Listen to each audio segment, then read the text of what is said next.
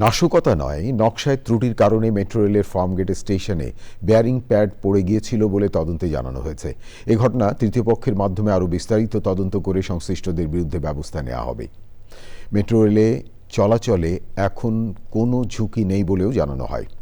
বিস্তারিত জানাচ্ছেন রফিকুল বাশার।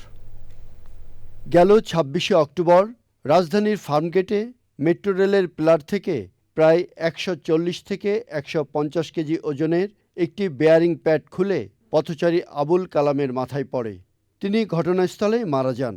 ঘটনা তদন্তে কমিটি গঠন করে সড়ক পরিবহন ও সেতু মন্ত্রণালয়। সচিবালয়ে উপদেষ্টার কাছে প্রতিবেদন জমা দিয়ে কমিটি জানিয়েছে, নকশায় ত্রুটি ছিল। নকশায় ত্রুটির কারণে কম্পন বেশি হয়েছে। ব্যবহার করা হয়েছে নিম্নমানের পণ্য।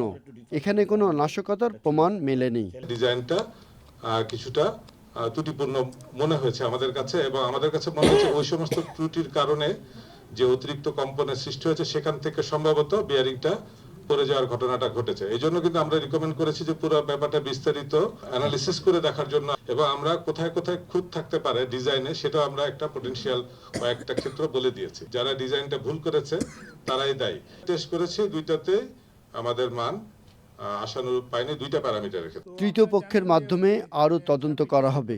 তারপর চুক্তি অনুযায়ী সংশ্লিষ্টদের বিরুদ্ধে ব্যবস্থা নেওয়া হবে বলে জানিয়েছেন সড়ক উপদেষ্টা।